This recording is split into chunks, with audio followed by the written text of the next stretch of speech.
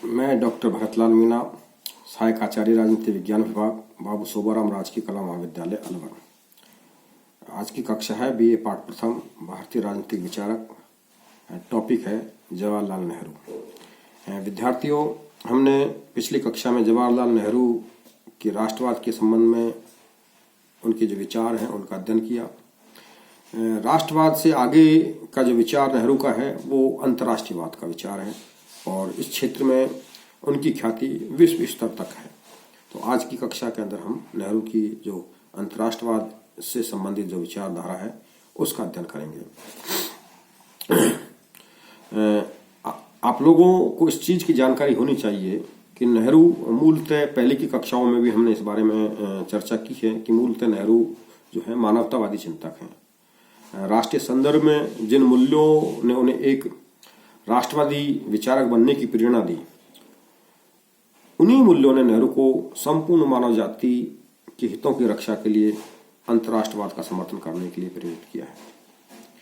उनके चिंतन में मानव मूल्य एक ऐसा महत्वपूर्ण तथ्य है जिसने उनके राष्ट्रवाद का अंतर्राष्ट्रीय आयाम तक विस्तार किया है। और अंतिम दृष्टि से हम देखें तो राष्ट्रवाद को अंतर्राष्ट्रवाद का अनुपूरक सिद्ध कर दिया है। स्वयं नेहरू इस चीज को मानते हैं कि यह सहिष्णु और सृजनात्मक राष्ट्रवाद है जो स्वयं अपने में तथा अपनी जनता के प्रतिभा में निष्ठा रखते हुए एक अंतर्राष्ट्रीय विश्व व्यवस्था की स्थापना के लिए प्रभावशाली भूमिका निभाता है।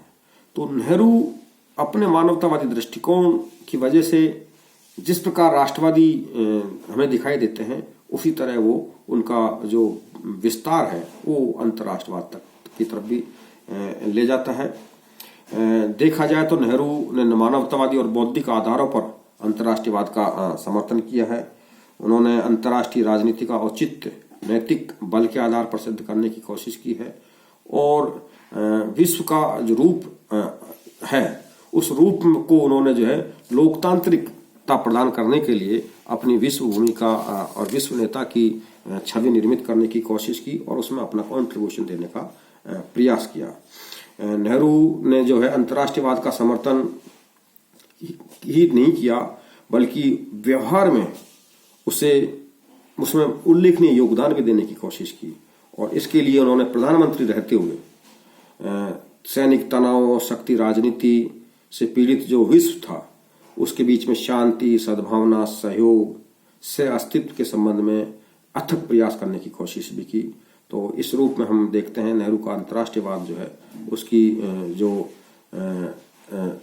रूप है, उसकी जो विशेषताएं हैं वो बारी बारी से जानने की कोशिश करेंगे। कि पहली विशेषता जो नेहरू के अंतर्राष्ट्रवाद की है वो है सक्रिय गुटनिरपेक्षता की विदेश नीति, जिसको हम गुटनिरपेक्षता की विदेश नीति बोलते हैं। ये अंतर्राष्ट्रीय राजनीति में और दुनिया को नेहरू का भारत की तरफ से एक विशिष्ट योगदान है। नेहरू इस बात में विश्वास करते थे कि भारत जो उस दौरान शीत युद्ध का जो जमाना था जिसमें दुनिया विचारधाराओं के आधार पर दो गुटों में विभाजित थी, तो नेहरू ने ये बात रखी कि भारत जो है विश्व शांति के हित में न सोवियत संघ के गुट में शामिल होना चाहेगा न अमेरिका के पूंजीवादी गुट में शामिल होना चाहेगा, बल्कि शांतिपूर्ण से अस्तित्व की और स्वतंत्र विदेश नीति के आधार पर वो चलना चाहेगा।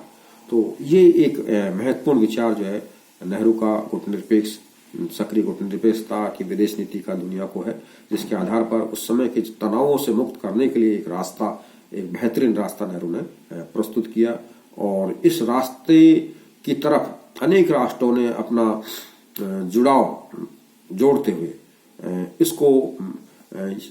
इसकी महत्वता को सिद्ध भी किया। और हमें देखते हैं कि गुटनिरपेक्ष राष्ट्रों की संख्या उस जमाने में इतनी थी कि संयुक्त राष्ट्र के बाद में ये दूसरा बड़ा समूह था जिस रास्ते पर दुनिया चल रही थी।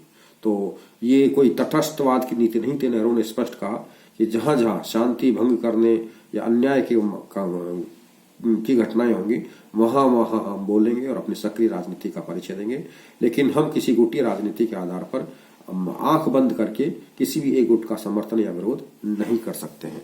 तो ये एक नेहरू का अंतर्राष्ट्रीय चिंतन को महत्वपूर्ण जो है योगदान कहा जाएगा।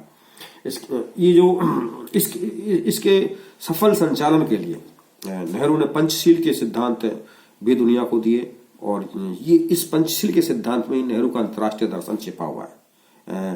पंचशील के 1954 में इनकी घोषणा नेहरू की तरफ से की गई थी, जब चीन के प्रधानमंत्री चाओ एन लाई के साथ एक समझौता हुआ। उस समझौते के अंदर ये सिद्धांत जो है पहली बार प्रकट हुए, जिसमें पहला सिद्धांत था सभी राष्ट्र एक दूसरे की प्रादेशिक अखंडता और प्रभुसत्ता का सम्मान करेंगे। बहुत महत्वपूर्ण विचार है ये कि राष्ट्रों के बीच में जो संबंध कायम होंगे, वो संबंध तभी बेहतरीनता के साथ कायम हो सकते हैं जब विभिन्न राष्ट्र आपस में एक दूसरे की प्रादेशिक अखंडता और प्रभुसत्ता का सम्मान करेंगे। पंचशील का दूसरा जो सिद्धांत था वो था सभी राज्य एक दूसरे के प्रति अनाक्रमण की नीति का पालन करेंगे, यानी हम एक दूसरे के ऊपर आक्रमण नहीं करेंगे, हम एक दूसरे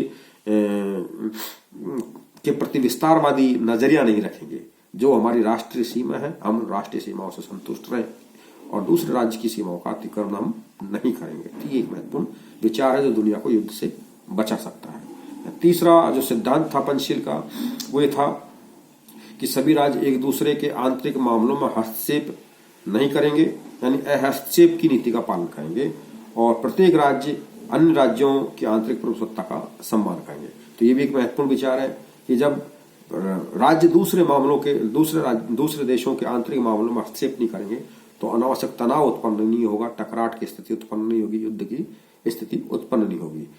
राज्य के भीतर जो भी परिस्थितियां हैं, जो भी वातावरण है, उसका निराकरण वहां की राष्ट्रीय सरकार ही करेगी। दूसरे देशों की सरकारों को उसमें अनावश्यक दखलंदाजी नहीं देनी चाहिए। ये एक महत्वपूर्ण विचार पंचशील के माध्यम से दुनिया के सामने नेहरू ने रखा। पंचशील का चौथा जो विचार है वो है सभी राज्य पारस्परिक समानता के आधार पर पारस्परिक लाभ की नीति का पालन करेंगे। तो ये भी एक महत्वपूर्ण विचार है, क्योंकि हमने देखा कि साम्राज्यवाद और उपनिवेशवाद की मानसिकता की वजह से दुनिया में ये होड़ रही है कि कौन राष्ट्र जो है दूसरे देशों को उपनिवेश बनाकर अपने आर्थिक हितों का, अपने राजनीतिक हितों का विस्तार कर सके, अपने राष्ट्रीय संसाधनों में और वृद्धि कर सके। तो इसकी वजह से जो है मानवता का शोषण हुआ, मानवता को गुलामी की जंजीरों में जकड़ा गया। तो इसके निराकरण के लिए, इस मानसिकता के खात्मे के लिए नेहरू ने एक विचार प्रस्तुत किया कि पारस्परिक समानता के आधार पर हम पारस्परिक लाभ की नीति का पालन करें, कि जो अंतर्राष्ट्रीय लेन देन है, अंतर्राष्ट्रीय जो व्यापार है, अंतर्राष्ट्रीय जो संबंध है, वो पारस्परिक समानता और पारस्परिक लाभ की भावना पर आधारित हो, कि वहां कोई किसी प्रकार की चीटिंग नहीं हो, किसी राष्ट्रीय हितों को नजरअंदाज करके आप अपने राष्ट्रीय हितों का संचालन न करें, बल्कि राष्ट्रीय हितों का संचालन करते समय इस बात का ध्यान रखें कि आपकी राष्ट्रीय गतिविधियों से दूसरे देश की राष्ट्रीय हितों को नुकसान तो नहीं हो रहा है। तो ये एक महत्वपूर्ण विचार जो है पंचशील का दुनिया के सामने नेहरू ने और रखा।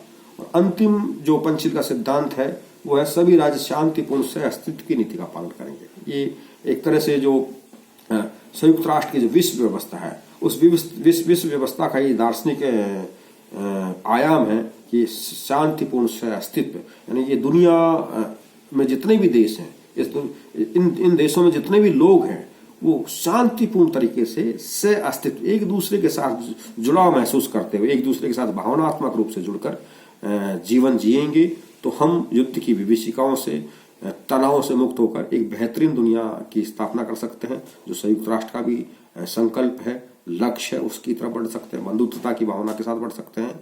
तो ये एक महत्वपूर्ण जो पक्ष है नेहरू का अंतर्राष्ट्रीय राजनीति में देखने को मिलता है कि उन्होंने पंचशील के माध्यम से अंतर्राष्ट्रीय संबंधों का न केवल लोकतांत्रिकरण किया, बल्कि उनका मानवीयकरण भी किया, और दुनिया को भावनात्मक आधार पर, विश्व बंधुत्व की भावना के आधार पर, जो भारतीय जीवन दर्शन का एक महत्वपूर्ण विचार रहा है, उसके आधार पर शांतिपूर्ण से अस्तित्व का सिद्धांत प्रस्तुत किया कि दुनिया जो है भाईचारे की भावना से रह सकती है, आपसी राष्ट्रीय सीमाओं का सम्मान करते हुए रह सकती है, पारस्परिक समानता और लाभ की भावना के साथ जी सकती है, और यही जिंदगी का सार तत्व भी होना चाहिए। तो ये एक दार्शनिक जो विचार है अंतर्राष्ट्रीय राजनीति का, वो नेहरू ने प्रस्तुत किया और उसको व्यावहारिक तौर पर जो है विदेश नीति के रूप में और गुटनिरपेक्ष आंदोलन के रूप में नेहरू ने जमीन पर उतारने की कोशिश भी की, और इस कोशिश में उन्हें कामयाबी भी मिली, क्योंकि हमने पहले ही कहा कि गुटनिरपेक्ष आंदोलन से जुड़े हुए राष्ट्रों की जो संख्या थी वो संयुक्त राष्ट्र की सदस्य राष्ट्रों की संख्या के बाद में दुनिया का दूसरा बड़ा समूह साबित हुआ। तो ये नेहरू की विजन था, विश्व दृष्टि थी जिस पर दुनिया चल सकी। और उस दौर के अंदर जब दुनिया शीत युद्ध में का तनाव झेल रही थी, तब ये विचार वो लेके आए और दुनिया को इस रास्ते पर उन्मुख किया। तो ये अंतर्राष्ट्रीय राजनीति में नेहरू का एक बड़ा योगदान भी माना जाता है। आज की कक्षा में इतना ही। नेहरू के विचारों के अन्य पक्षों का अध्ययन आगे की क्लास में करेंगे। धन्यवाद।